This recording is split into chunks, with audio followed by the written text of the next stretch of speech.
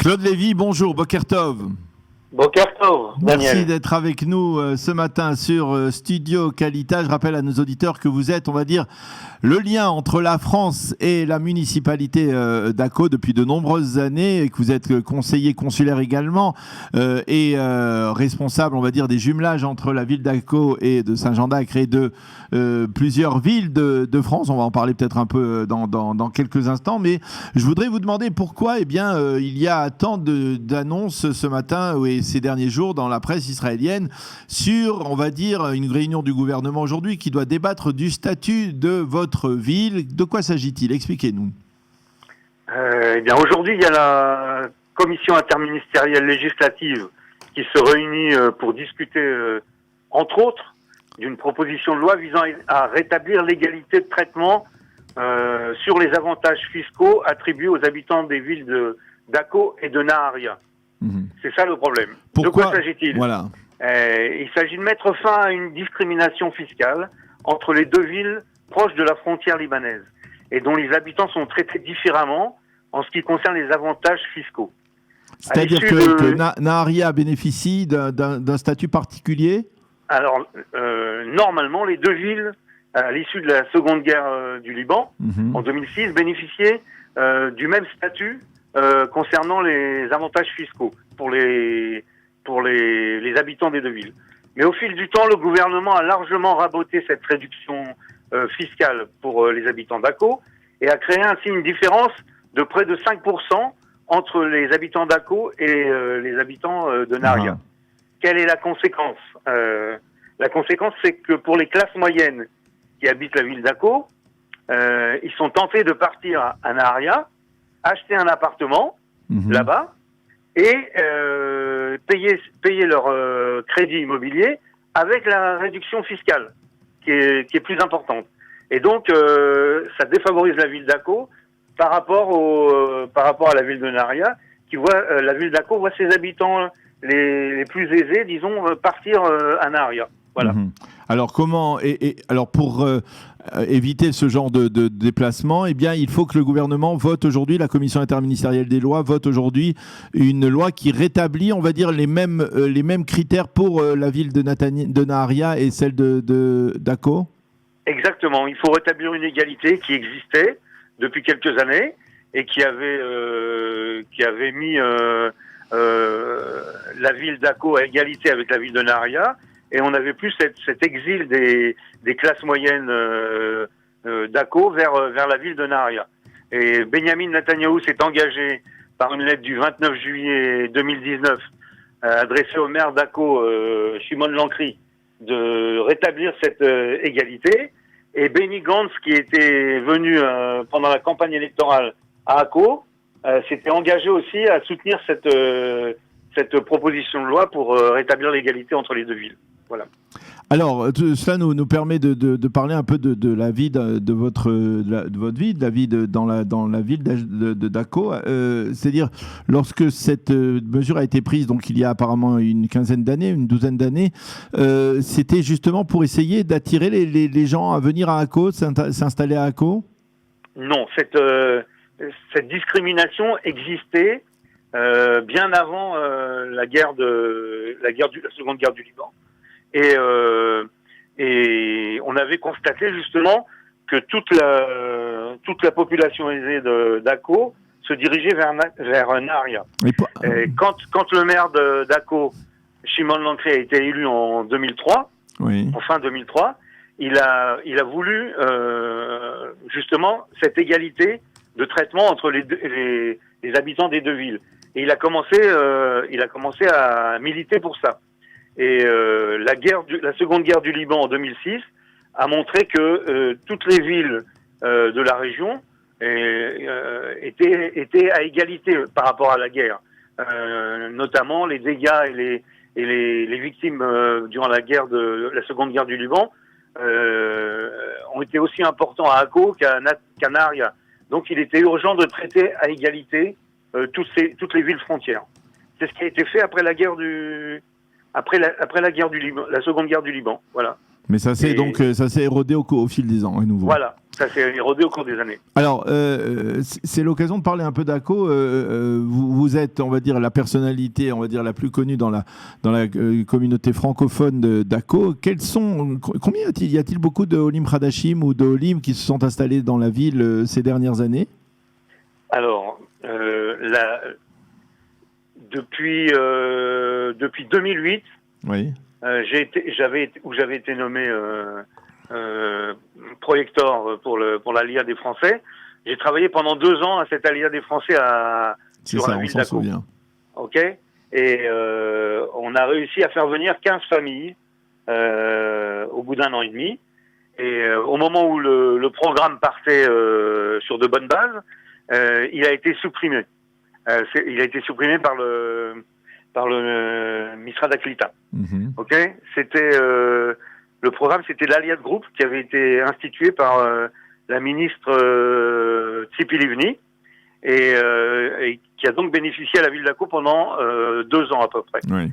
Et donc, une fois que ce programme a été supprimé sur la ville d'Akko, on n'a pas pu poursuivre au même niveau nos efforts pour faire venir des Juifs de France sur la ville d'Akko, et donc ça s'est pratiquement arrêté.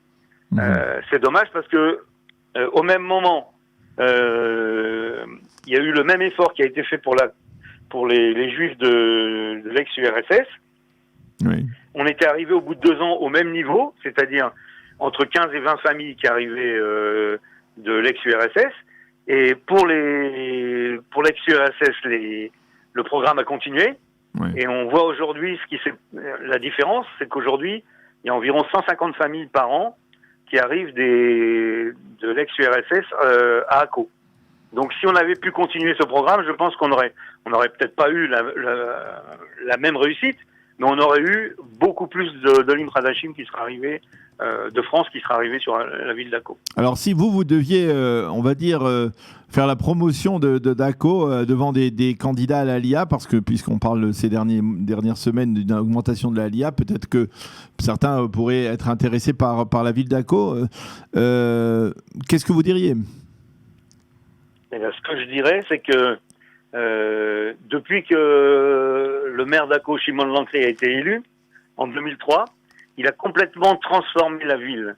Et il a mis un point d'honneur à ce que, par exemple, le système éducatif de la ville soit amélioré de façon extraordinaire. Et jusqu'à ce que l'année dernière, la ville d'Akko ait obtenu le prix national de l'éducation nationale. Donc il y a beaucoup d'investissements pour les familles, pour les enfants, dans le domaine culturel aussi. Akko est une ville touristique. Il y a eu beaucoup d'investissements qui ont été faits. Ça devrait être, dans l'absolu, Claude, une ville où les Français, les Olim français peuvent arriver le plus naturellement du monde, ne serait-ce que par son nom. Hein. C'est presque, je crois, l'une des seules villes d'Israël qui porte un nom dans sa consonance français, puisque c'est Saint-Jean d'Acre. Ça vient, ouais, exactement. Ça vient de la longue tradition de relations entre la France et la ville d'Akko. Ouais. Ça dure depuis le temps des croisés, où les Templiers se sont installés dans la ville d'Akko, qui s'appelait à l'époque Saint-Jean d'Acre. Voilà. Oui. D'ailleurs, quand je parle des fois de la ville d'Akko en France, les gens ne comprennent pas, et puis d'un coup, je prononce le nom de Saint-Jean d'Acre, et alors là, ça s'éclaire pour eux. Ah, Akko, c'est Saint-Jean d'Acre. Ah oui, d'accord, j'ai compris. Voilà. Donc, c'est vrai qu'il y a une longue tradition de relations, pas de relations commerciales et tout ça, mais de relations historiques entre la ville d'Akko et la ville de Saint-Jean d'Acre, et la France. Et la France. Voilà. Et donc quelque part, on sait que c'est une ville mixte où il y a une population, on va dire, arabe et une population juive. Les relations sont correctes entre les deux communautés dans la ville d'Akko aujourd'hui? Alors exact. Il y a environ 27 à 28% de la population d'Akko qui représente 58 000 habitants. Donc 27 à 28% de la population d'Akko qui est une population arabe. en grande partie musulmane, et aussi une partie de cette population arabe qui est chrétienne. Mmh. Et donc... les relations, enfin, il faudrait beaucoup plus de temps pour expliquer tout ce qui se passe sur la ville d'Akko, mais c'est une ville modèle pour la coexistence entre les communautés. Il y a 5 communautés dans la ville d'Akko. Il y a les juifs, les musulmans, les chrétiens, les druzes et les baha'is. Et toutes ces communautés vivent en bonne entente parce que on fait très attention à ce que aucun problème ne dégénère et ne devienne un gros problème entre les communautés. Voilà. Si vous voulez, je peux encore un peu développer, mais concernant par exemple les opportunités en matière de travail, est-ce que il est facile de trouver du travail, on va dire, dans Akko ou dans la région d'Akko, parce que Akko, on n'est pas très loin de Haïfa, on n'est pas très loin, on n'est pas très loin de toute la région du golfe de Haïfa, où il y a effectivement, on va dire, des opportunités en matière de travail, n'est-ce pas? Il y a beaucoup d'opportunités de travail sur la ville d'Akko. Et notamment dans le tourisme, dans le high-tech, parce qu'à Haïfa, il y a beaucoup d'entreprises de high-tech qui sont installées. Il y a aussi une zone industrielle sur Akko. Et le maire d'Akko a porté son effort aussi sur cette embauche et sur les chômeurs, puisqu'il a ouvert dans la mairie d'Akko, il y a quelques années, il a ouvert un bureau de l'emploi. Et tous les habitants d'Akko qui sont au chômage peuvent s'adresser à ce bureau de l'emploi. Ils sont reçus comme dans tous les bureaux de l'emploi gouvernementaux, et on leur trouve du travail. En résumé, celui qui veut travailler et qui s'installe à Akko, qui veut travailler, il trouve toujours quelque chose à faire. Voilà. Bon, c'est déjà... Le taux de chômage a baissé de façon drastique à Akko pour arriver environ à la moyenne nationale, alors qu'il était beaucoup plus élevé il y a quelques années. Il était beaucoup plus élevé que la moyenne nationale. Ok ?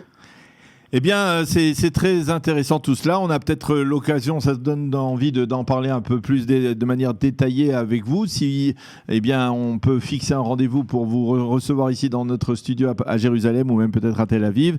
Eh bien, ce sera tout à fait intéressant d'avoir plus d'informations sur ce dossier. Merci beaucoup, Claude Lévy, d'avoir été avec nous ce matin sur Studio Qualitas.